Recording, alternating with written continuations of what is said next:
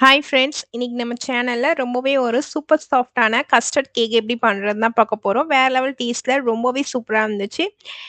வீட்ல கண்டிப்பா வந்து ட்ரை பண்ணி பாருங்க. ரெசிபிக்குள்ள போறதுக்கு முன்னாடி நம்மளோட குக்கிங் குயின் சேனல சப்ஸ்கிரைப் பண்ணி வச்சுக்கோங்க. இப்ப வாங்க இந்த ரெசிபி நம்ம எப்படி பண்றதுன்னு பார்க்கலாம்.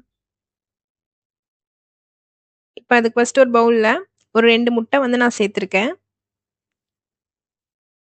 சேர்த்துட்டு இப்ப எல்லாம் அதே அளவுக்கு கொஞ்சமா வந்து தண்ணி சேர்த்துக்கலாம். சேர்த்துட்டு ஃபர்ஸ்ட்டு இத நல்லா வந்து எலக்ட்ரிக் பீட்டர் வச்சு நல்லா வந்து ஒரு நொர பொங்க அடிச்சு எடுத்துக்கலாம். அப்பதான் வந்து இந்த கேக் நல்லா சாஃப்ட்டா நல்லா சூப்பரா நம்மளுக்கு வந்து கிடைக்கும்.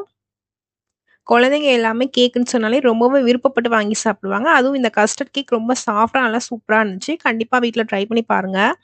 இப்ப இதில ஒரு 1 கப் போல பவுடர் சுகர் வந்து நான் சேர்த்துருக்கேன். சேர்த்துட்டு இப்ப அதையும் வந்து அந்த முட்டை கூடயே நல்லா வந்து பீட் பண்ணிக்கலாம். நல்லா வந்து ஒரு க்ரீமி கன்சிஸ்டன்சி வரணும். அந்த அளவுக்கு வந்து ஒரு 3 நிமிஷம் போல நல்லா பீட் பண்ணி எடுத்துக்கோங்க. இப்ப இந்த மாரி வந்ததுக்கப்புறம் ஒரு 1 ஸ்பூன் போல வெண்ணிலா எசன்ஸ் சேர்த்துக்கலாம். அப்படி உங்ககிட்ட வெண்ணிலா எசன்ஸ் இல்லன்னா, பவுடர் சுகர் கூடயே ஒரு 2 ஏலக்காய் வந்து நல்லா பிளெண்ட் பண்ணி அது வந்து சேர்த்துக்கோங்க. இப்ப இதில ஒரு 1 கப் போல மைதா மாவும், ஒரு 1/2 கப் போல கஸ்டர்ட் பவுடர் வந்து நான் சேர்த்துருக்கேன். சேர்த்துட்டு இப்ப இது எல்லாத்தையும் வந்து சலிச்சு குடுத்துக்கலாம். இப்ப இது எல்லாத்தையும் நல்லா வந்து மிக்ஸ் பண்ணிக்கோங்க. இப்ப இதில ஒரு 1/2 ஸ்பூன் போல பேக்கிங் பவுடரும், பேக்கிங் சோடாவும் சேர்த்துருக்கேன். ஒரு பிஞ்ச் அளவு சால்ட் சேர்த்துருக்கேன். அப்பதான் இனிப்பு சுவைய கூட்டி காட்டும் அதுக்காக. இப்ப இதில கொஞ்சமா கலருக்காக டூட்டி ஃப்ரூட்டி வந்து சேர்த்துக்கோங்க. அப்படி இல்லன்னா உங்களுக்கு வேணும் நட்ஸ் ஏதாவது இருந்தா கூட அத சேர்த்துக்கலாம்.